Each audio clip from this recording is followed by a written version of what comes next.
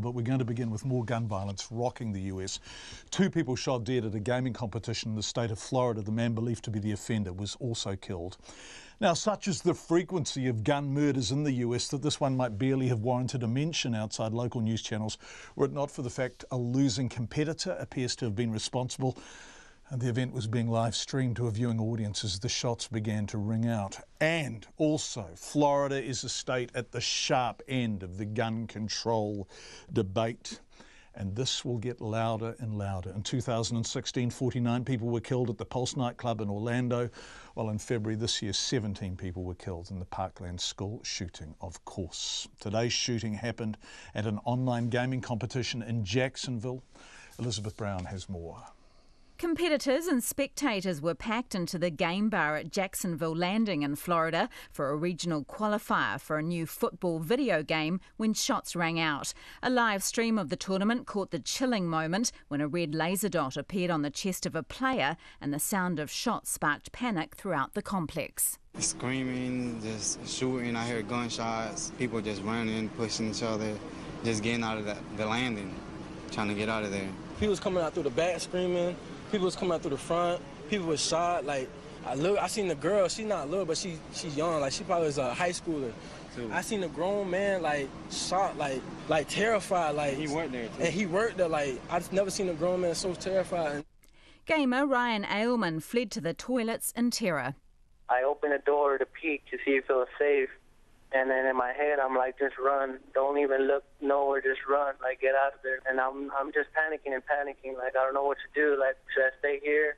Like, what if he's coming back? Like, I don't know what's going on. So I just opened the door and I ran. And I had seen, like, in the corner of my eye, like, 3 bodies on the floor unconscious. Like, I'm still in shock right now. When the shooting was over, 3 people, including the gunman, were dead. Jacksonville Sheriff Mike Williams briefed reporters. There were 3 deceased individuals at the scene, one of those being the suspect who took his own life.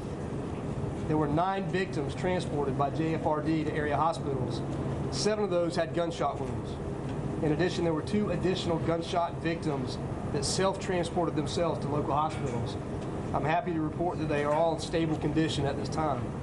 The police have identified the gunman as 24-year-old David Katz, who travelled to the tournament from Baltimore. Mike Williams says the police and FBI are trying to piece together his movements. We have located and impounded the suspect's vehicle, and a search of that is pending. But we believe he stayed somewhere locally last night, maybe at a hotel. We know that the suspect used at least 1 handgun to commit this act, and we are working again with our partners at ATF on that aspect of the investigation. Jacksonville Mayor Lenny Curry says it's a terrible day for the city. Today, this evening, and tonight, Jacksonville is mourning. We have faced an occurrence that is all too common. To all those in anyone watching, I say this: pray for Jacksonville as we deal with this senseless tragedy. And once again, Americans, and in particular Florida residents, are asking when the violence will end.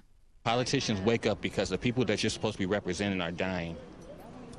You stop sitting on your butt, stop collecting checks, and do something. You guys are voting into office for a reason. Jacksonville was already reeling from another deadly shooting over the weekend. 1 person was killed and 2 others were injured in a shooting after a high school football game on Friday, blamed on youth gangs. Politically, it's a crucial time. Florida's primary election takes place this week, with gun control certain to be front and centre in the minds of voters. For Checkpoint, call Elizabeth Brown, 10A.